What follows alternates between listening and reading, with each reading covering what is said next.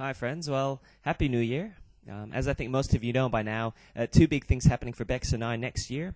Our son due in March, and changing jobs to a ministry apprenticeship at Holy Trinity Doncaster.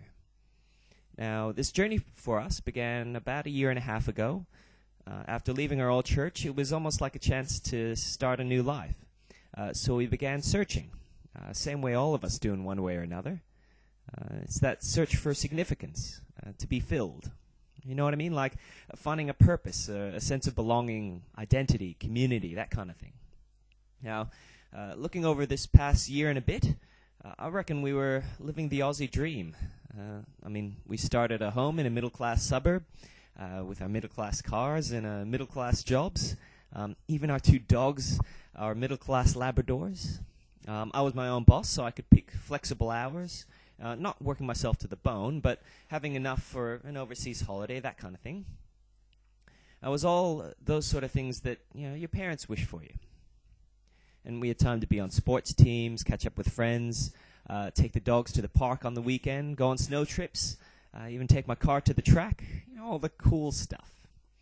At the end of it, though, well, it was all fun. I think both of us needed that time to build our relationship, and I thank God for that. I only became more sure that some of those things are necessary, but none of those things fill any sort of sense of significance. At the end of the day, I just felt like I was filling time. Now, in Matt 16, it says, those who seek to save their lives will only lose it. If you seek those comforts in life, it leads to nothing. For those who really know Jesus, we know that the second half of that, those who lose their lives for him, those are the ones who will save their lives and be filled. We do take Jesus as Lord of our lives, and we know we're supposed to serve Jesus, and even through this year and a half, we've been seeking to know how we can serve God. Funny thing is, I was doing this even in a way that was trying to save my own life, to comfort myself. Let me explain. I think sometimes we pick what we want to do, or just what we think we can do, and then we tell God, I'm going to serve you this way. And we do that to fill our own sense of that need to serve God, like it's some other duty that we have to do, rather than because we love God.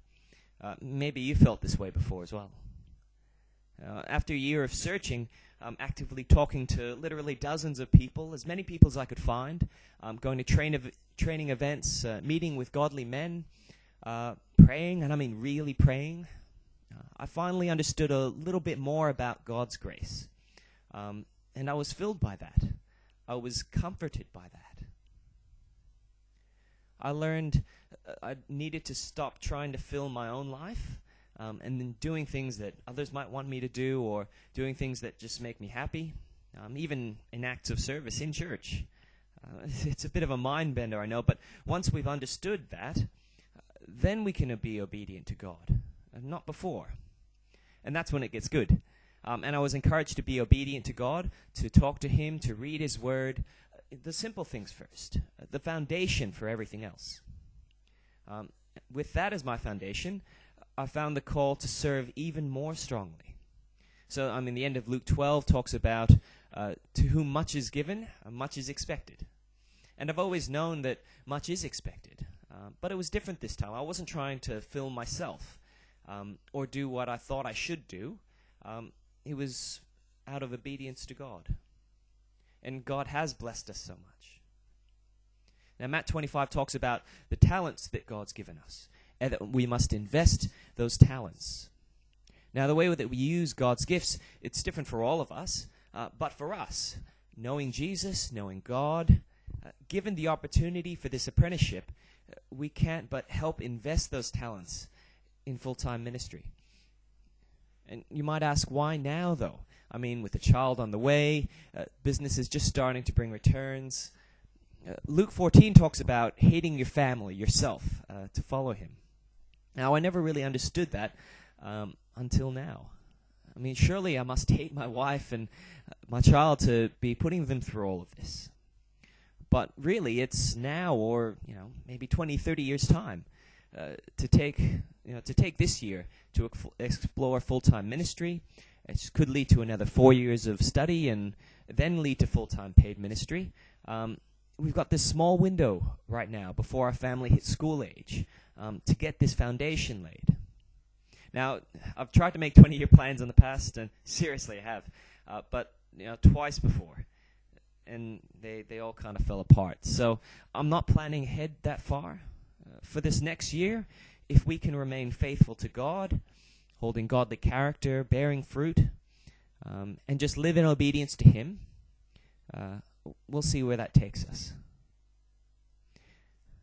Now, we do need your support as well, and we truly need your prayers.